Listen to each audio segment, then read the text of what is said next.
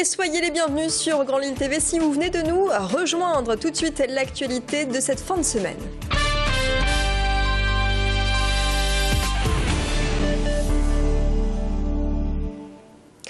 En ce vendredi 8 mars, gros plan sur celles qui n'hésitent pas à endosser des fonctions plus généralement représentées par les hommes.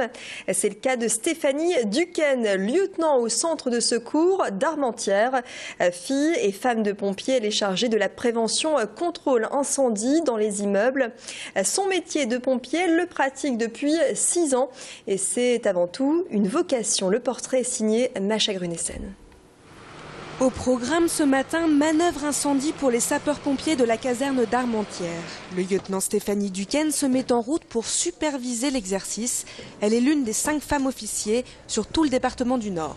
Le fait d'être une femme ne change pas grand-chose au niveau du management, même s'il y a sûrement plus de douceur.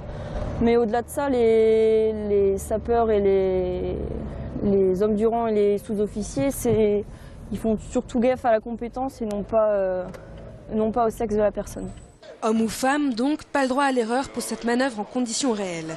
Le scénario, un départ de feu au 2e étage de cet immeuble.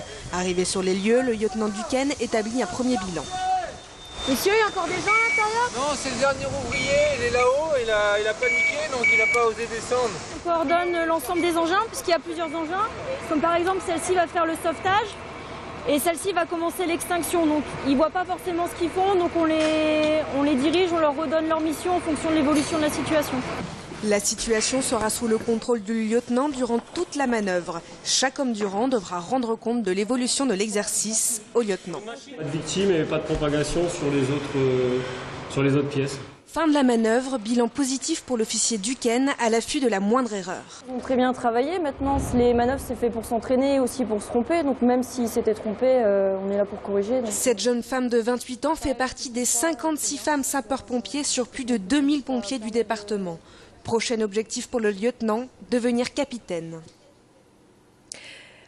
En bref, le collège Anne-Franck à Lambersart visé par une enquête. La police procède en ce moment à des auditions. Il s'agit d'enquêter sur des soupçons d'actes sexuels de la part d'un enseignant sur des collégiennes.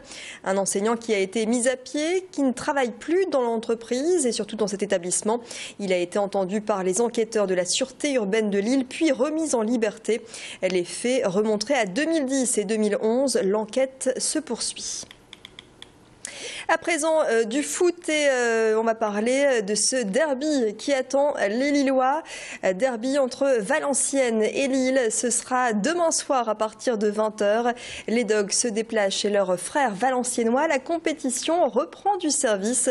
Lille enregistre 4 victoires consécutives en Ligue 1. Une nouvelle victoire permettrait de remonter encore le classement à l'occasion de cette 28e journée. Rudy Garcia.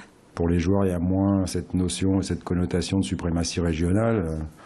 Voilà, on est 2 clubs qui s'apprécient. Enfin, moi, c'est le cas vis-à-vis de Valenciennes et notamment de son coach, que je trouve être un très bon coach. Il n'empêche qu'après, sur le terrain, on sera ennemis de la première minute à la dernière et que nous, on a très envie, encore une fois, de poursuivre notre marche en avant et c'est à coup de 3 points qu'on sera capable de participer au sprint final, là où on veut être, même si on en est encore loin. Voilà, ce sera l'ambition de ce match à 20h samedi. Et à la veille de cette 28e journée, le LOSC est 7e du classement avec 43 points derrière Montpellier en tête de ce classement. Toujours le Paris Saint-Germain.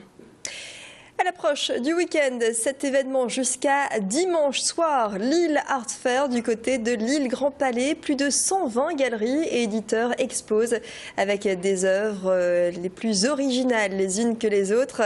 Lille Art Fair, c'est la foire internationale de l'art contemporain à voir jusqu'à dimanche donc. Autre sortie week-end, pourquoi pas, il y a du neuf du côté du beffroi de Lille. De nouveaux aménagements permettent aux visiteurs de mieux apprécier cet édifice construit en 1931. Le beffroi culmine à 104 mètres, c'est le plus haut bâtiment de Lille. D'ailleurs, au moment de la construction de la tour du Crédit Lyonnais à Euralille, pour la petite anecdote, le cahier des charges stipulait de ne pas dépasser cette hauteur. Au programme des nouveautés, une carte détaillée du panorama qui s'ouvre à 360 360 degrés, des audioguides, des marchepieds pour les enfants ou encore du mobilier neuf. Rappelons que le beffroi de l'hôtel de ville de Lille est classé au patrimoine mondial de l'UNESCO.